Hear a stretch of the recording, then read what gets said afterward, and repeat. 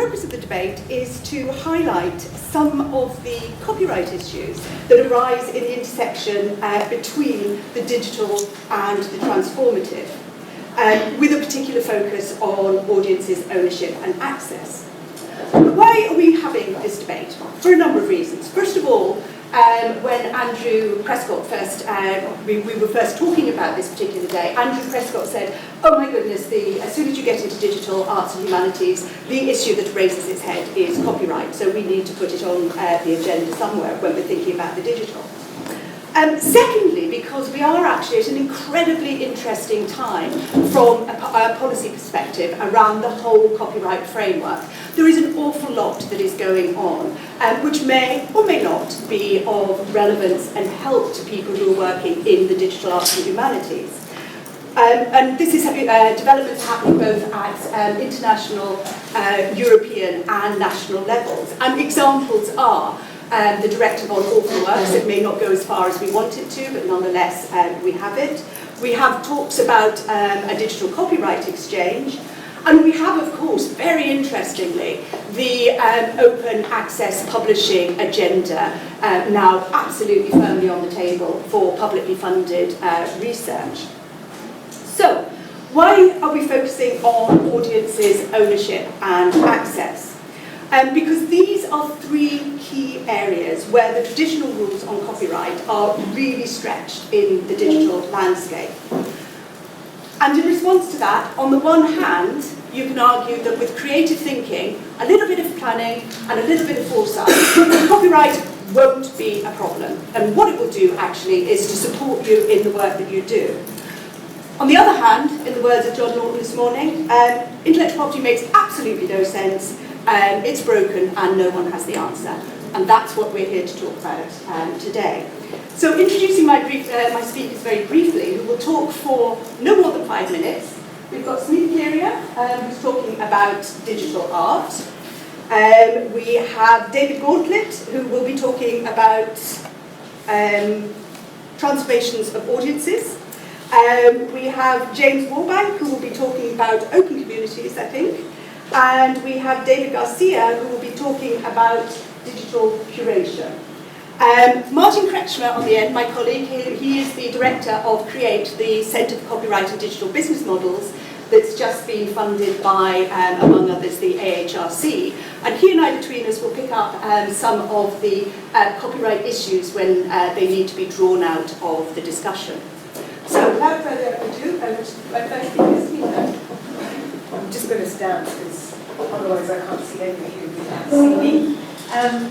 Okay, so Charlotte asked me to talk about digital art as representing digital transformations, but focusing on audiences and ownership, and obviously the resulting challenges for copyright. My background is as a lawyer and a copyright scholar, so I'll restrict my commentary to copyright issues only. But those which result from changing nature of authors, users, and other actors in the digital landscape. So the digital stretches the boundaries of both what is possible with digital technologies and what is considered artistic.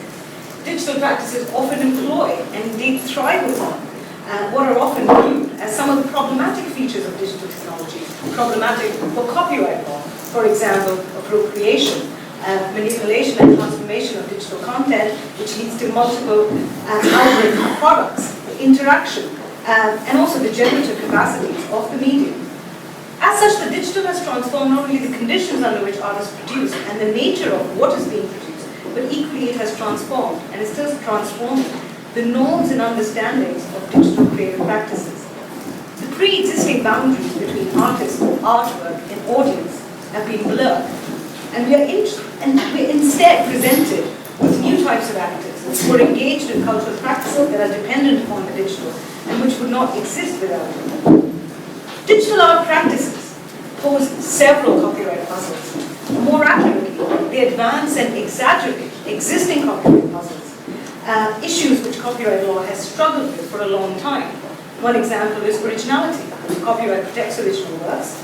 Digital art practices often comprise of part original elements, the sort of originality that is exalted by copyright, and part remade elements, the sort of use that is considered infringement under copyright. Equally, other copyright puzzles remain, such as what should copyright protect? What should be the scope of protection? What actually incentivizes creators and authors? Charlotte referred to John Norton this morning, who said that IP regimes were developed in an analog era and are now irrelevant, and copying is to digital technology as breathing is to life. Yes, copyright regime is outdated, and can we stop copying? Perhaps not. Can we even regulate copying? Perhaps not. But the question that still remains is whether we should still reward creating, copying, and recreating as activities, and if so, how? We can't answer this should-be question until copyright starts learning from creative practices such as digital arts. And my argument today in short is that copyright is not only challenged by digital art practices, but can also learn from the diverse normative values that underpin the roles of artist and audience in digital art practices. While digital art is a valuable and fascinating premise to evaluate the copyright framework generally, I want to talk about one issue only, which is ownership provided by copyright law. And how is that challenged by the changing nature of authors and audiences, and also the changing relationship between authors and audiences? What are the ownership rules under copyright? They're quite straightforward, at least in principle. Generally, the author of a work is the first owner of any copyright in it. Since ownership depends on authorship, the next question is, who's the author under copyright law? Again, the answer is straightforward. The author is the person who creates the work.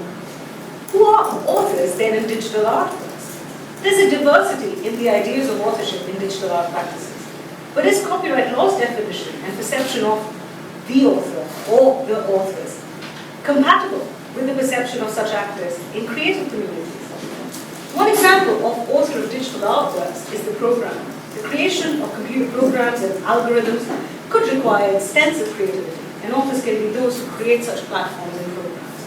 While the programmer might be the key figure, and a clear author figure, at least for purposes of copyright, in some types of digital art practices, this is not the case for all, especially if artists themselves do not see programmers as the only important contributors to a digital artwork. What about the organization, presentation, and also the unfolding of the subsequent experience of the artwork? The programmer, in this case, could just be one participant or one contributor.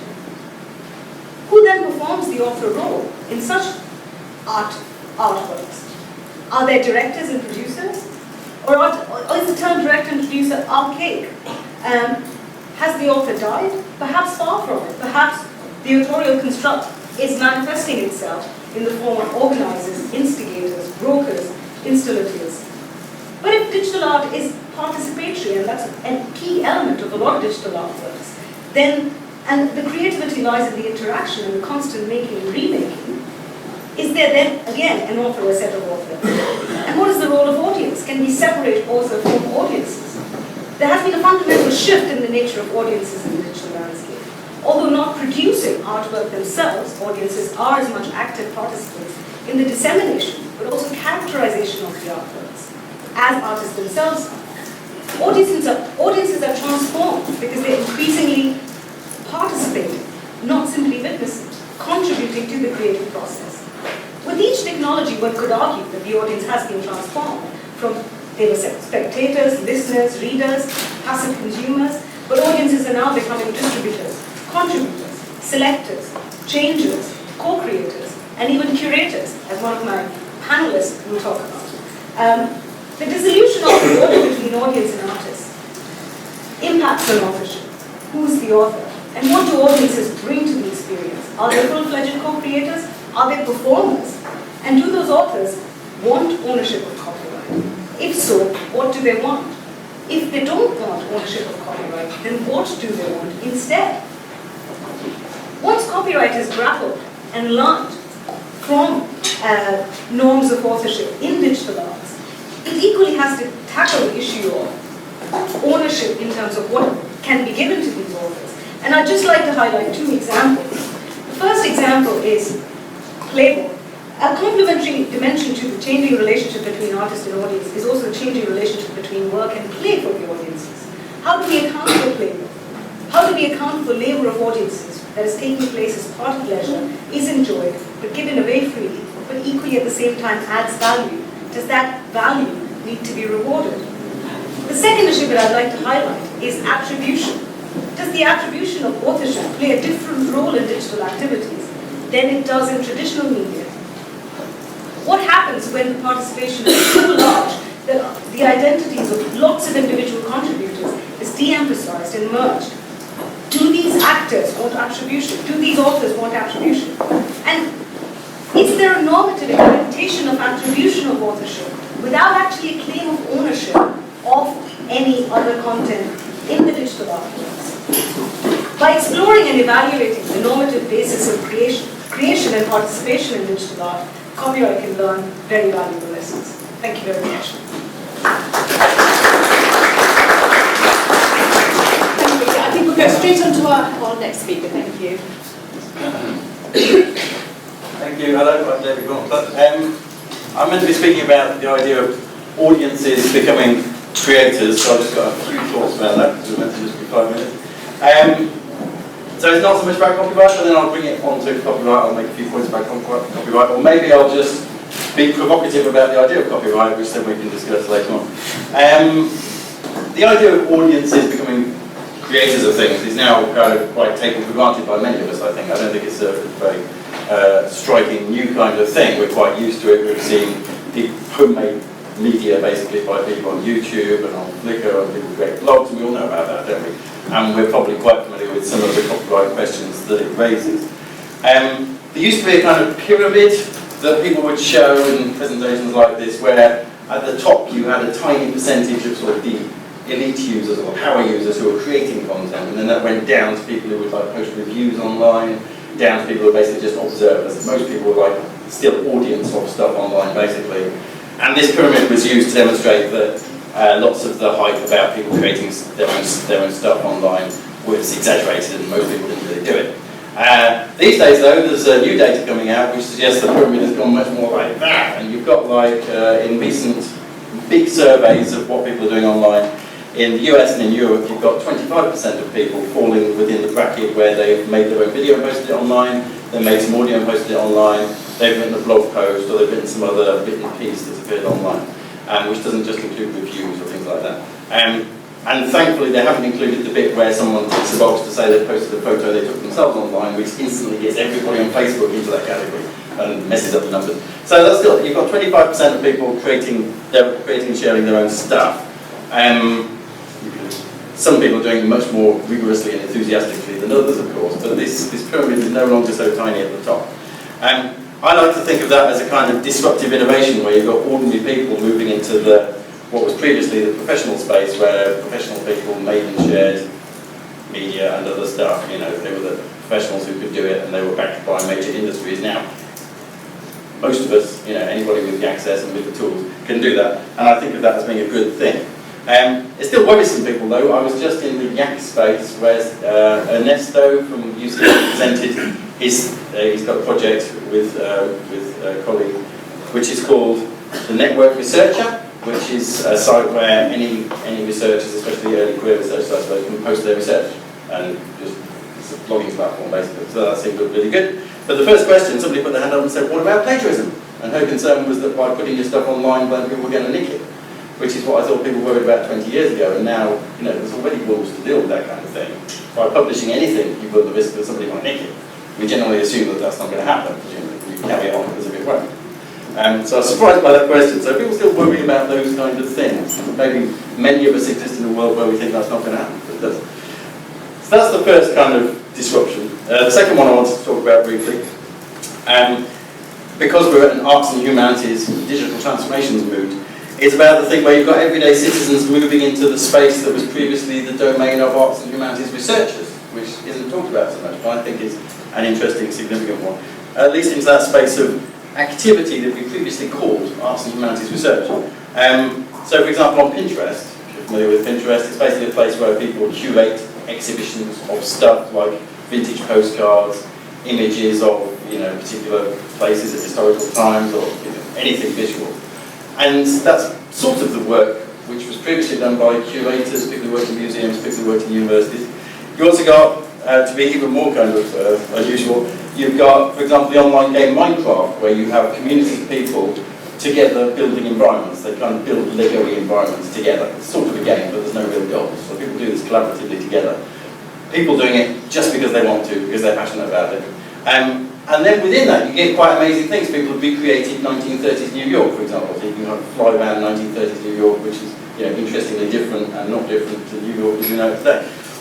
People have created Roman villas and other archaeological kind of things. And people have also recreated literary worlds. So you can go around, all of Tolkien's Middle Earth is a predictable kind of case. Or Hogwarts Castle from Harry Potter, which people have collaboratively built in massive detail. And they're creating in 3 dimensions, online, things which exist in literary worlds or exist in history, don't exist now in the physical sense. And again, that's the kind of work that people used to do in literary departments, they used to do because they're archaeologists or because they're professionals, they work in museums or something like that. And now you've got ordinary people doing that stuff because they want to.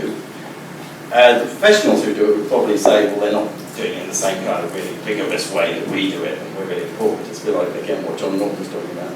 But their sense of confidence in their own importance may be unjustified, and maybe people are quite happy with this kind of collaborative, slightly looser, slightly freer way of doing things. So again, that's another way in which people coming together to do things online may undermine what we used to. In terms of what we as academics or as researchers can do to fit in with that rise in enthusiast activity, I think basically it's about participating in those networks, not wishing that they would go away. Sort of trying to coordinate and make things happen to some extent, but without seeming to dominate or want to exploit that space of amateur enthusiasts. And some kind of leadership where you're sort of working with the other participants in that space. So it's an interesting and difficult challenge for us. In terms of copyright, my closing seconds, you see, in trying to make connections between copyright and what I've just been talking about, it seems to just make one think that the whole language of copyright is just a rather outdated kind of notion. As has been said, it's hard to link to what I'm talking about. You've got people creating their own open, shareable things for themselves and for others because they want to. And where does copyright even come into that, or where does it come into it as a big concern? It can be a concern to some people, but it's of no concern to other people. That creates difficulties. That's the kind of difficulty we'll talk about, I suppose. I think the interesting issues are about who participates in a culture, who has a voice, those kind of questions. So the kind of stuff I'm talking about tends to suggest that copyright would be less of a concern, or wouldn't be the first thing you'd be worried about in this kind of conversation. So I'll move on. Thank you.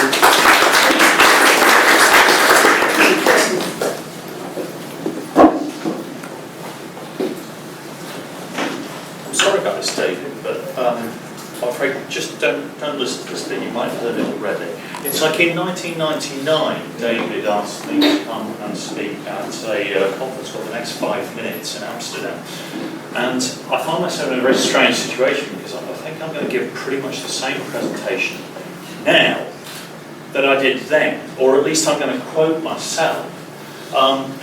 At that particular point, I was particularly exercised about the idea of artists creating using these new digital tools, very excited by it. And in the Lowtech manifesto, which came out of that conference, I wrote a couple of things, which I think are equally relevant now. Access is important. Don't lock your creativity into a box you don't control. Independence is important. And even now, I'm thinking we're still having these kind of worries as digital creative people. What I did following the next 5 minutes was to create an open, what I thought would be a way of developing audiences, an open centre where any member of the public could walk in on demand and start to get creative with digital tools. That centre access space has now been open since the year 2000 for about 230 days a year, which makes it an extraordinary piece of sustained provision of open access to creativity. The small organisation which I started in order to make that possible was that whole thing was made possible through free software, through shared intellectual property. So we have this situation in which prior to being able to use free software, then even the digital tools that actually access the digital realms were restricted, expensive. But by combining free open source software with recycled computers, you can essentially get to the point where a digital platform costs nothing. And I have to say, paying is so last-century. But nonetheless, I see a fine display of Apple Macintoshes here today. And of course, I think it's very interesting to ask what one's doing when one's paying for a very expensive platform. Essentially what you're doing is paying for ignorance. You're saying, I don't want to get involved with the technical nitty-gritty of this. Can I just shell out and someone else can handle it, one of my gnomes, preferably someone I don't know. No doubt they wear a Star Trek t-shirt. That's the friendly thing. But is this really a sustainable situation for people who are meant to be creating and thinking critically about digital platforms? I suggest not. And I suggest that however reluctantly, we all have to start getting involved in the nitty-gritty of how these technologies work and why they work. Now, the general public license is particularly important in opening up platforms, but I think it's worthwhile just thinking, what is this all about in the end anyway? And the answer is it's about money. It's about resource. The whole question of copyright and the whole question of, particularly the academic institutions bringing out about copyright, is basically about how can we make our money in the future. And I think it's really important that we acknowledge that if digital tools make it possible to reproduce, to modify, to redistribute content, then the current intellectual property framework essentially asks us to fight with not one but both hands tied behind our backs. It's absurd, the idea that we could say, here's a computer, it can do all these amazing things, now you're not allowed to do them. It's just, in my view. So the purpose of intellectual property law is in order, the reason it exists is in order to encourage innovation. Let's go through that one again. It's in order to encourage innovation. That's the purpose of it. And yet, if you take, sort of small-time tin pot services like Google,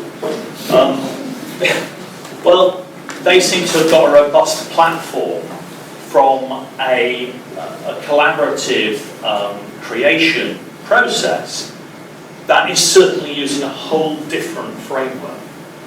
So, if intellectual property law had been successfully applied in order to restrict,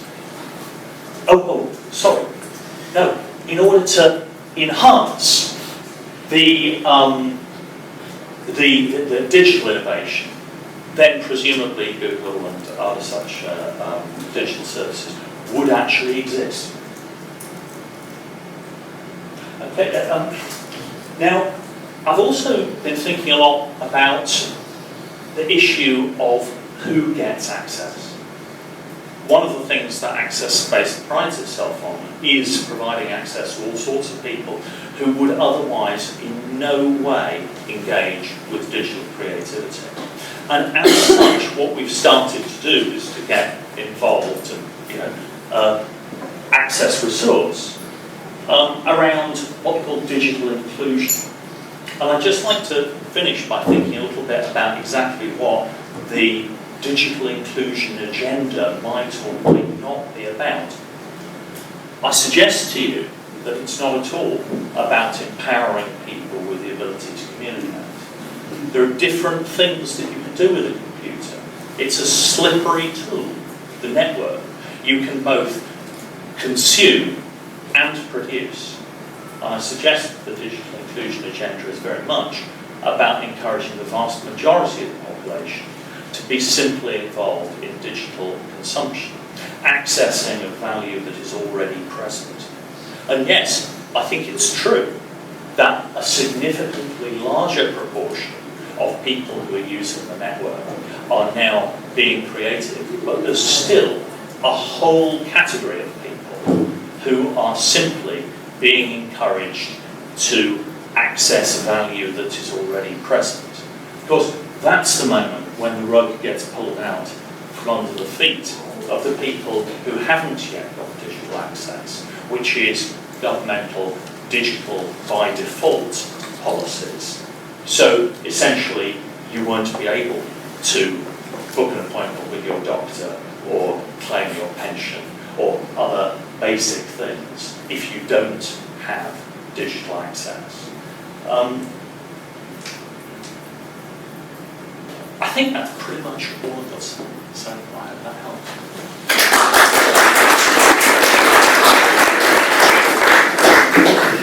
Hi everyone. It's good to hear a mention of this festival that we used to organise when I lived in Amsterdam, a festival called The Next 5 Minutes. And one of the things that we did there was we introduced a term called tactical media. And it was part of that term we nicked from a French theorist who might be familiar to some of you called de Certeau, who when he was writing in the 1970s in his famous book, Practice of Everyday Life, highlighted the invisible part of the creative cycle.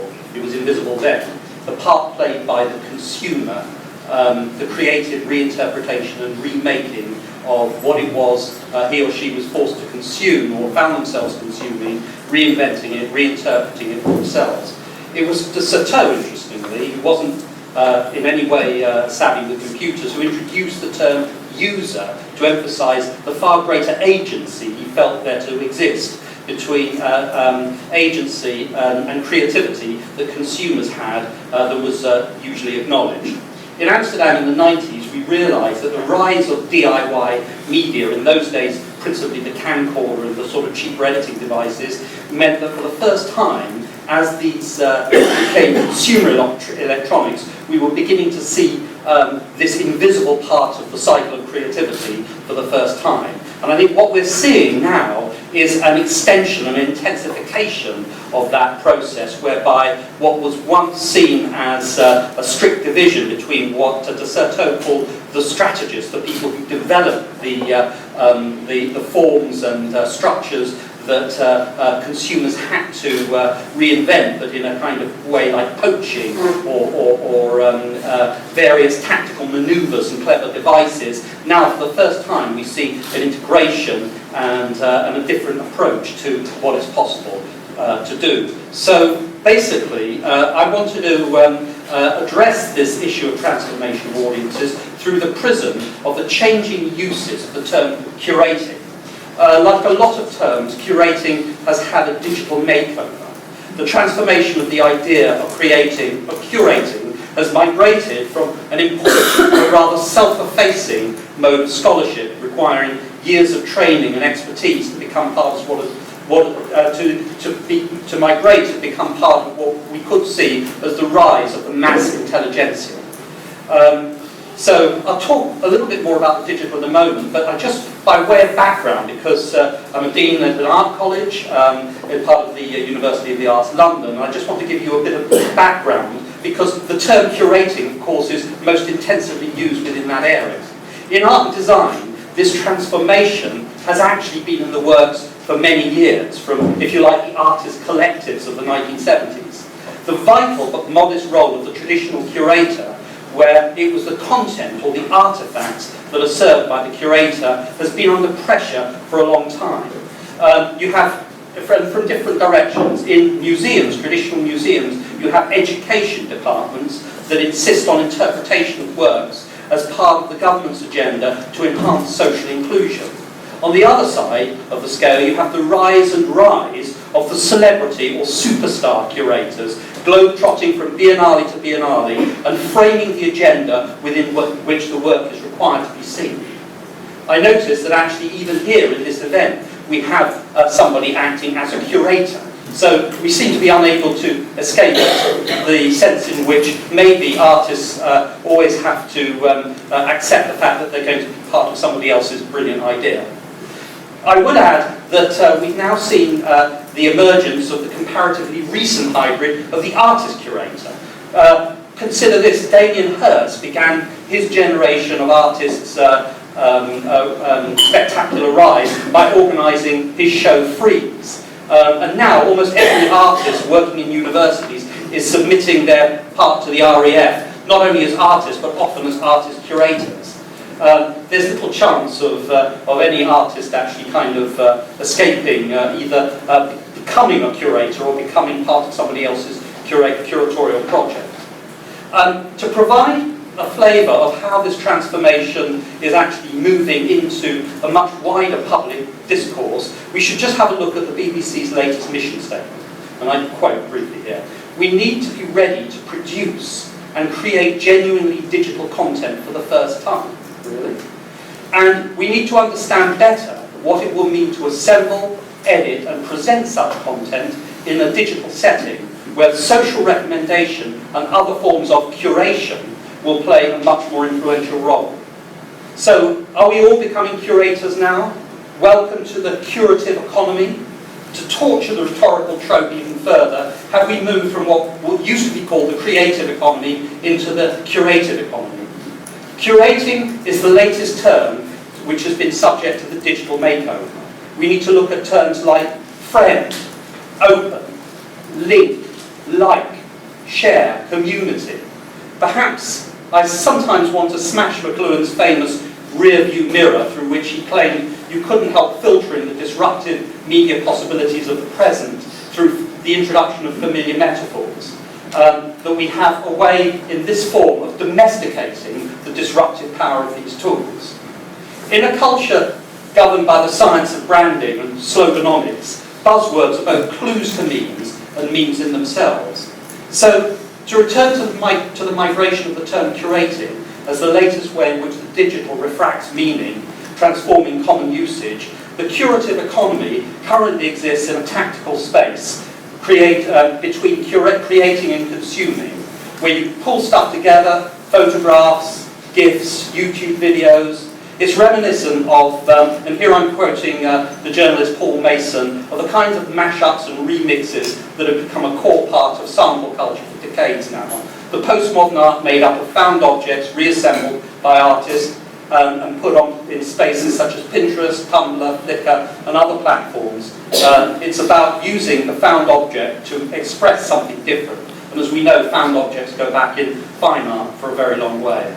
So even now, when I'm looking at my students updating their Facebook sites when they're supposed to be listening to lectures, I actually wonder whether they're actually self-consciously curating themselves. Thank you.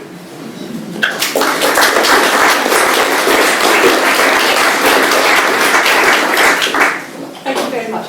I'm actually going to sit down now, unless you can't hear me, in which case I'm very happy to stand.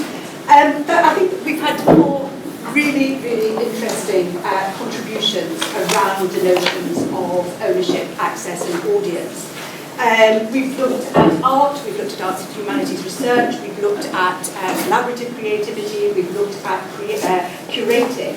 And one thing I think that sort of for me came out particularly strongly out of these contributions was the collaborative nature of what people do. Certainly things have moved not only from the perspective of the lawyer, the intellectual property lawyer, from the single creator of a piece of work to collaborative creativity with a lot of people from a lot of different perspectives and backgrounds getting involved in the development of works. This, of course, does create a lot of problems for copyright. Whether we like it or not, it does. And I just love some of the things that were said about copyright during these discussions. I think from Smita we had very much, who is also a copyright expert, very much an appreciation and understanding of how very difficult these new forms of working patterns are for the law of copyright as we currently know it. From David, we had lovely, sort of real challenges. Copyright is outdated. What we do, certainly in terms of arts and humanities researchers, is open, we share things, and everybody participates in what is being done. We also had from James, lovely, paying is so last century, and if you pay for ignorance, which is very much a challenge to copyright. And from David, we also had sort of lovely description of what goes on: open, link, like, share, community.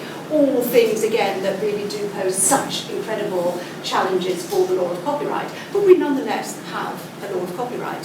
And at that point, Martin, can I ask you for any comments that sort of you immediately spring to mind at this point? Well, I improvised a little. I didn't know what I'd be getting today, and there is a clash of cultures very clearly. Copyright law speaks of authorship, original work, and if there's something collaborative, it's joint authorship. And if one looks around the events today, and if one hears to most of the speakers, there are other terms. It's curation, it's participation, it's the user. These are all words which we really don't know in the copyright space at all. It poses a puzzle. So if we had before a kind of linear world where copyright law worked with a kind of fence around a immaterial thing which turns then into a product. So you've got the author with the manuscript going to the publisher, who goes to the printer, who goes to the retailer, who goes to the reader, who then may lend the book to somebody else. So it's all kind of, a fence creates a product which is passed on the line. And that's how our model was built. And if one looks around, this clearly does not work. The practices now are different. So what do we do with this? Well, some people spoke about innovation and said, we shouldn't worry about it as long as new stuff happens. Why do we get upset about copyright law? I was kind of challenged by Charlotte beforehand to say something about the business perspective. So how do you make money in that environment? And I assume that remains an issue. So if ethically and by practice we pull in one direction, we don't want to rely on public funding. What is it what we do? And there it seems to me that perhaps we're shifting from a transaction of goods to a service type of environment, so that a lot of the business models in the digital sphere seem to rely on some kind of service model rather than on exclusivity. And that is not well understood at all. But if one looks around again in the exhibition and the spaces which may be named as you like, you still have an analog person quite often standing next to a digital interactive feature, and something happens. So sometimes that's financed out of taxpayers' money, like we are here today, but that may not be sufficient. So what is the source which turns that service into something which can sustain creative activity in the future? I just pose it as a question. I think that's all I contribute. Thank you very much. Right, now I would like to open it to the audience for comments, for questions, for examples of challenges you might have faced, other examples of transformations in audiences, ownership and access. Over to you now. Who would like to contribute? And yes, somebody here. I was wondering whether you think there's a case for the role of the kind of Uber curator, in the way that there's this real emphasis on the redistribution of ownership, but actually there's a lot of evidence that says there's a real centralization of ownership through Google and the search results, and Amazon taking over a lot of the revenues of publishing. They almost seem to be going hand in hand. I'm just interested in what the panel thought of that phenomenon. Well, one thing is I would say that I don't necessarily accept the notion of a clash of cultures. I think what we have are multiple political economies somehow kind of coexisting in an unresolved way. And I think that's something that, so very often you'll have the same person operating in the open source movement as a developer, and having a day job, actually having to produce something for an organisation producing sort of proprietary products. And I think living this sort of unresolved space is just part of our dirty reality, and we have to move along with it. And what I would say, and I think this is a very important thing for me, is in a way, because of the speed of these media, we are inclined to think that the innovations, the organisational mode, the new modes of governance that might arise, the new forms of the new kinds of settlement will happen as fast as as a high bandwidth connection. I think all the evidence to me points to the fact that it'll take a long time for the values inherent in some of these new possibilities to actually find themselves embedded in our institutional reality. And I heard Castells gave a lecture the other night on the BBC where he actually talked about the time it took for the industrial revolution and the sort of labour movements that it gave rise to actually migrate into the wider social sphere. You know, it took 100 years.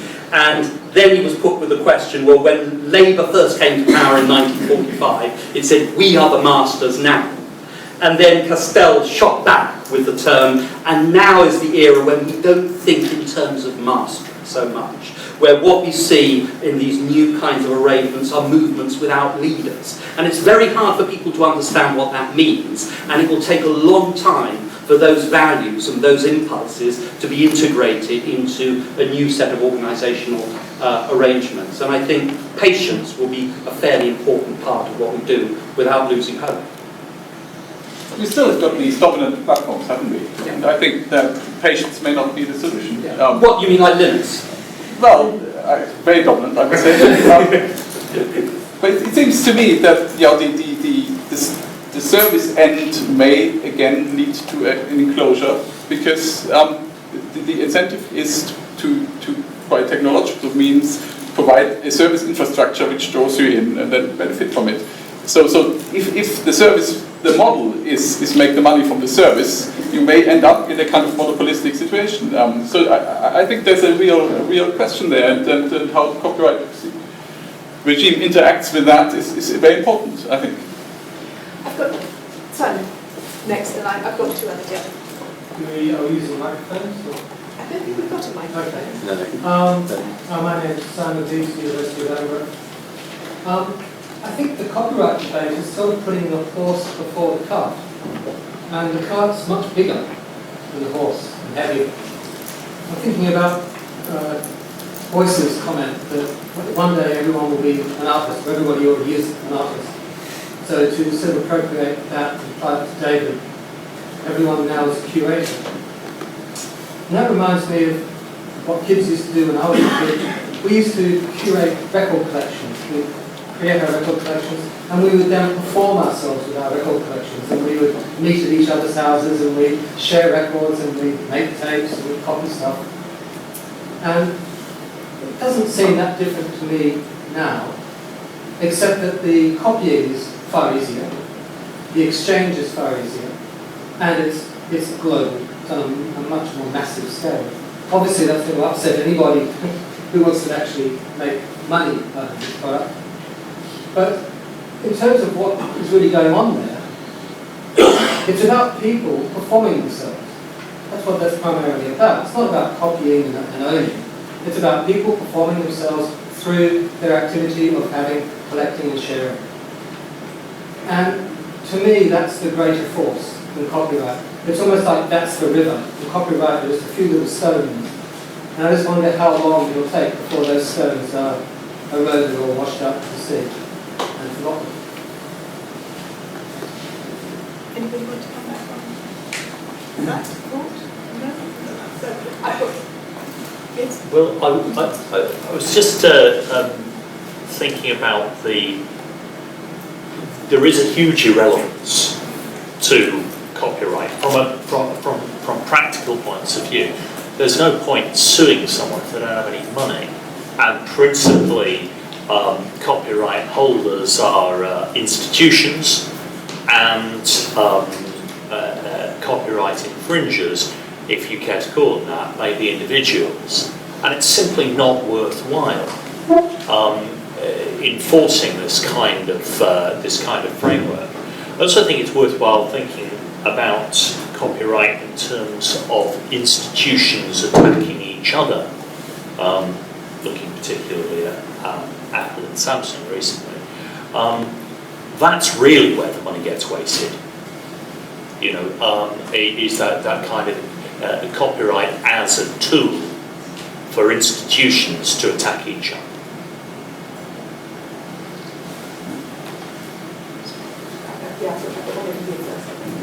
Oh yes, I just wanted to add something I think which leads to the first comment, and I don't know how much other colleagues are thinking along these lines, but I've been struck at the Technology Strategy Board events I've gone to, which is supposed to be about innovation, and how much of that around SMEs is piggybacking on really Luddite settings like Facebook at the moment.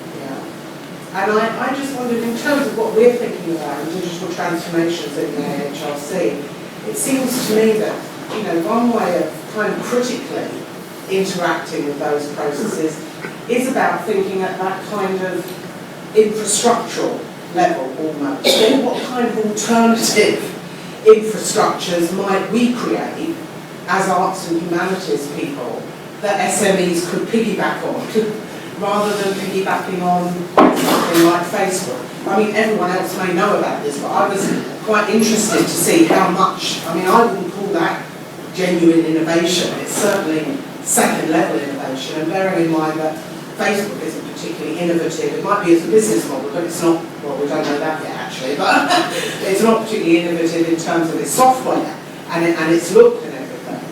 So I'm just wondering whether, you know, the infrastructural issue doesn't just collapse to old-fashioned concentration and USME and amateurism and all sorts of other co-creation, but whether it is about whether arts and humanities at this moment can really get in on the infrastructural issue. The thing I could say about that is that I was at a British Library event where for some reason they were talking about their project, which is to archive all of the internet, basically. You think, crikey, that's a task. And then it turns out they want to archive the UK internet, which sort of sounds more straightforward if you're sitting in an office in the British Library, but obviously isn't, because, you know, many of us in the UK are doing things online which aren't actually happening, you know, based in San Francisco, really. And it's all incredibly complicated. Anyways, that's obviously a very expensive undertaking, and so then you start thinking, well, if they're going to do that, which is going to cost, you know, the cost of several server farms on the Shetland Isles or something, then why not also create a platform which is just open to everybody, which is non-commercial, so that those of us who worry about, you know, we put stuff on YouTube, YouTube works well, we, you know, basically like it, but you're licensing your stuff to an unknown body elsewhere who could do whatever with it, and you don't really know what's going to happen to it tomorrow. Why couldn't the British Library create that kind of platform? And I said this to the British Library people who've been creating this mad archive. They kind of politely laughed as if I was making some humorous joke, but they didn't seem to think that that would be a point that they would ever take on board. But there is potentially a role for some kind of public institutions to be creating these kind of platforms, and you wonder why they don't. At the same time, of course, as soon as you've said that, then people will say, so you want the government to create a platform instead of companies, and is that going to be more reliable? Do you want the state to do it instead? So it's not straightforward. But But just say it's the way back issue. Doesn't that do that already? not as rigorously as the one they're going to create. Yeah, I was going to say, I think that your sort of an implication of your question there is somehow that digital culture can be entirely expressed as digital content. That somehow infrastructure entirely encompasses digital culture as content. I take issue with that and suggest that digital infrastructures are part of culture, and so it's very difficult. You know, it's very difficult to suggest that you can get a full picture with one infrastructural archive.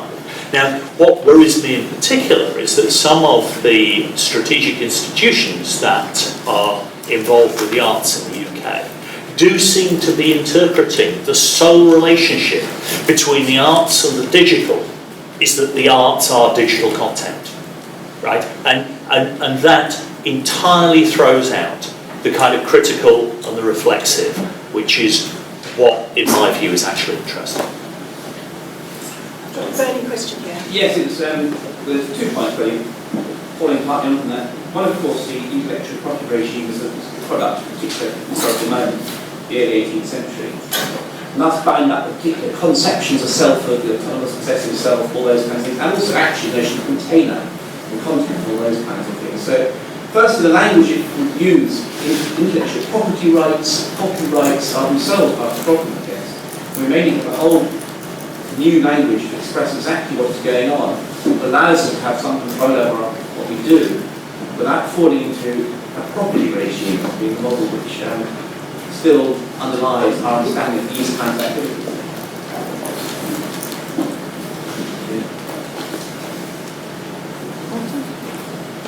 Have you got any suggestions? What kind of norms would be more appropriate? I mean, people talk about the attention economy, attribution, as the key norm of the digital world. I mean, I've got some sympathy with that approach. You can build businesses on that.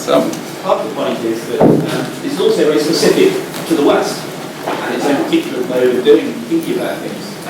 With many advantages, including the liberation of sort of entrepreneurial energy and creative energy, because you're allowed to own much, have some financial rights over it. But there must be plenty of models, that we might prefer elsewhere.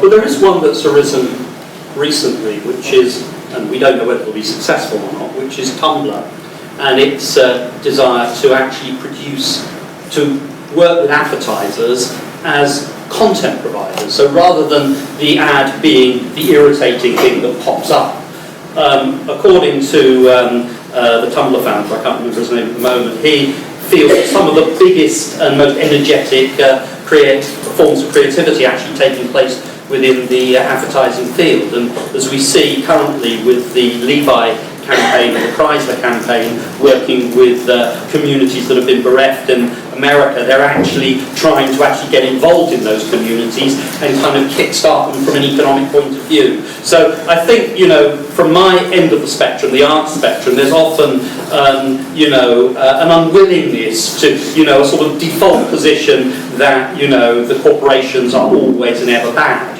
I think you can point to instances where they are actually struggling with the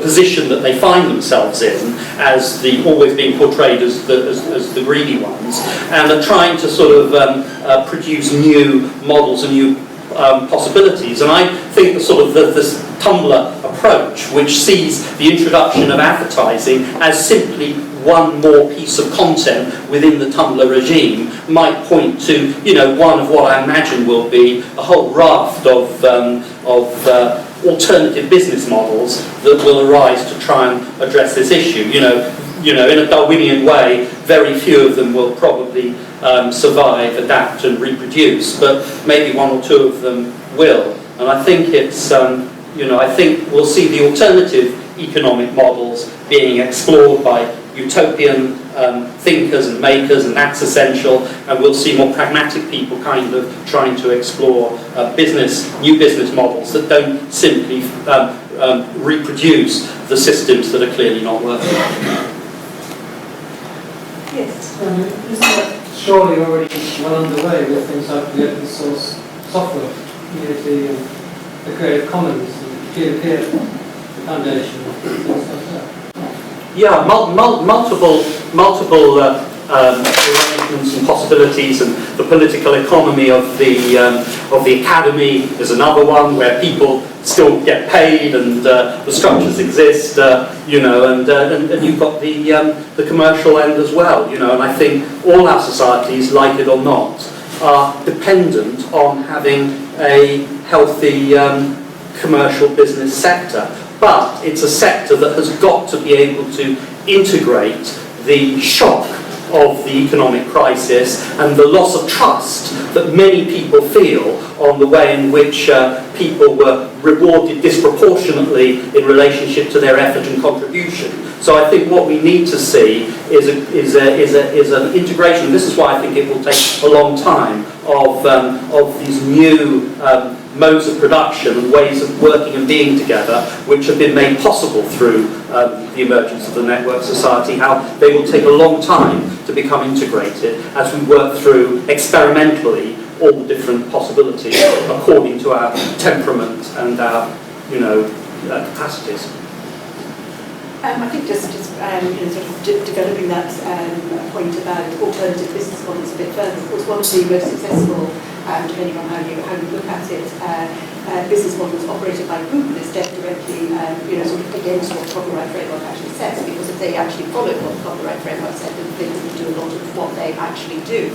I find these discussions very interesting because people do a huge amount of stuff in arts and humanities research without bothering about copyright, and sort of nothing comes back to bite them, which is absolutely sort of great, because it would be we couldn't do the work that we do if we sort of followed everything that copyright told us to. I think some of the problems do arise that in universities, for instance, we are within a framework where we work with people whose job it is to make sure that we do what the copyright framework tells us we should do. So we get told we can't do things because copyright tells us, or copyright says you can't do it. And institutions, of course, are incredibly risk averse. They really don't want to be the university who's sued for copyright infringement. But what I do find in these debates, and I'm just putting on sort of Martin's question really, is that arts and humanities researchers don't like the copyright framework. You feel that whether you ignore it or sort of you tend to know it's there, if you operated within it, it would inhibit what you did. And just again, as I say, highlighting Martin's question, what would you have instead? If you didn't have the copyright framework, what would you have? What would you like as arts and humanities researchers to have if you don't have the copyright framework? Just a free-for-all? Creative Commons. Well, you can have Creative Commons now. You can work within Creative Commons without any problem at all. The alternative that you're asking for already exists. Yeah. But it's derivative on the copyright concept. Yes. So there's a lot of other aspects which are not. You still required to have individualistic notion as a starting point. Yes. So I don't think Creative Commons really is takes on board what's been in the room at all. I can see it's a useful political tool to raise awareness and to show that stuff works, the copyright exclusivity in some ways, but aesthetically and by the practice, I think it's a quite a individualistic and rigid model, I would say. What you're saying sounds about right, except Wikipedia, which is massively, as we know, collaboratively created by millions of people working at a very fine level on each of the articles. That's Creative Commons, isn't it? And that supports that Creative Commons license underpins a massively collaborative thing, worked on by millions. So it may work for individualistic. It may work for that particular infrastructure. It's probably a debate one should have. But I think generally it still starts with the individual as the location, which then grants permissions. So that's the basis of it. No, that's a really fundamental question, because you're just working with a 19th century model of human ontology. So we've got to move right past that. That's just so backward. I'm sorry. I just have another quick comment. Just going back to not even anything you said, but the title, which says Transformations of Audiences, Ownership and Access. I thought it was curious that you talk about audiences but ownership, rather than audiences and owners, or audience-ship and ownership. Because of course this partly resonates with what David was saying. Because of course audiences are always, we talk about audiences being producers, but of course all producers are always audiences and always have been, apart from sort of the period of criticism, and I thought they weren't, but of course they were as well. And I think that brings me to the second thing where I find slightly uneasy, in that we all acknowledge that this isn't going to be about technological determinism, but then it sort of very much quickly gravitates back into that, and I think the sort of more detailed analysis of audiences will then be very much highlight that that's not the case. And to some extent, the architecture of digital landscapes is very much shaped by audiences, by fans, by all these different groups. So that is more common. I did. I had a couple of comments. First is I disagree completely with Creative Commons provides an alternative. Creative Commons relies on the fact that someone has property rights, which you can then give away if you feel like. But it starts with the point that you have the right in the first place. And that right comes from the fact that there are copyright laws to support that. If there were no laws, if there was no copyright, it's simply a contractual arrangement to say, well, I think this belongs to me. I'm quite happy you can take and do whatever you want with it. But if there's nothing underpinning the fact that you own it in the first place, the license is pointless. My second comment was, I think Charlotte very rightly asked that if copyright framework is not useful, what else is useful? What does work? And I think what copyright discourse would benefit from, and speaking again because my interest is in copyright, is about these alternative practices or norms that people are developing.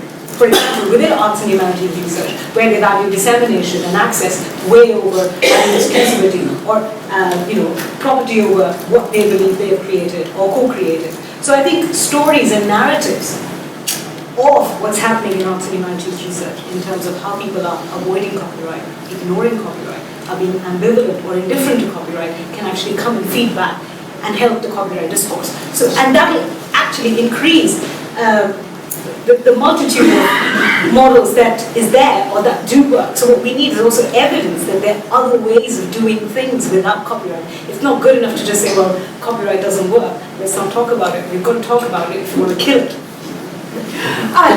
Can I just follow up, because I think it's fascinating, and I stand corrected.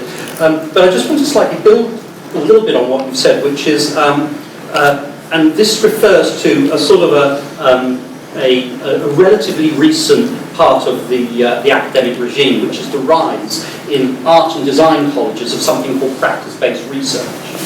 And this is, if you like, the idea that people can do doctoral, PhD research and be practicing artists at the same time. And this is profoundly contentious within the sector of art and design, and just say, it's of no use if you want to be an artist. Artists, are not constitutionally averse to things like PhDs. They shouldn't be involved in that process, and often you have people within our institutions, within art colleges, that actually agree with that fundamentally, but just go ahead and do PhDs and so forth because they want to play the institutional game. But there's another school of thought, which is you have got now a critical mass of practitioners, artists, who've actually gone through the PhD process. And what they find is that what they're confronted with is something which is a very useful, critical take on art and design as it's currently constituted, because the academy is based on the idea of referencing, of being candid about your methods and your sources. And a good doctoral program will invite you to open up the black box of your creativity, quote unquote, and share it with your peers. And this is problematic for many artists who've been raised, if you like, in the romantic tradition, that this is simply not appropriate. And alongside that, you've got this culture, if you like, of, an approach to copyright, or maybe that's the wrong term, but approach to copyright which is about acknowledging your sources, not pretending that everything you originated was from your own, divine creativity and craft skills. That actually knowledge is core and important in art and design today, and that you need to be candid about your sources, and by doing that, a reflexive process will unfold which will actually enhance your capacities as an artist. It's not for every kind of artist, you have to be clear about that, but it's very, very interesting the way in which some aspects of sharing, openness and collegiality are being propelled within art design through a process of acknowledging who owns your words.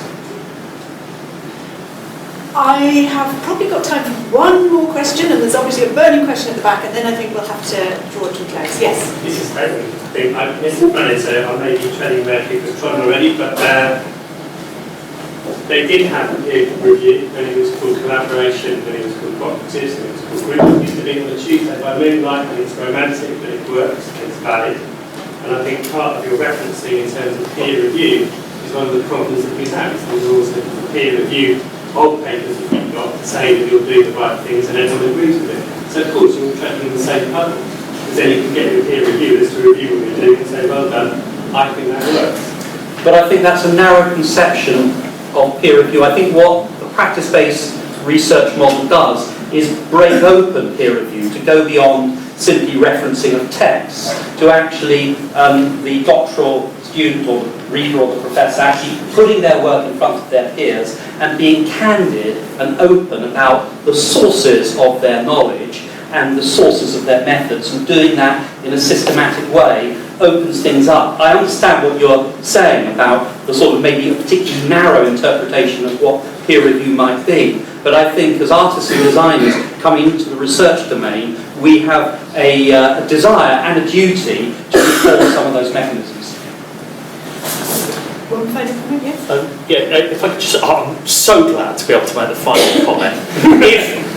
If you are representing an academic institution and you are taking public money, how do you justify not disseminating your research on an open basis?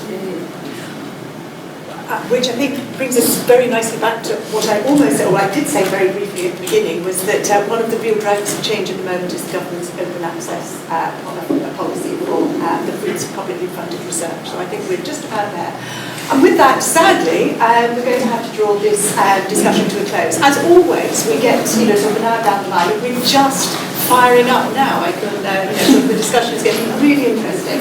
But there we are, we've run out of time. So I just want to thank my panel again for their really stimulating comments, and thank you to the audience for your participation in this as well. So thank you very much.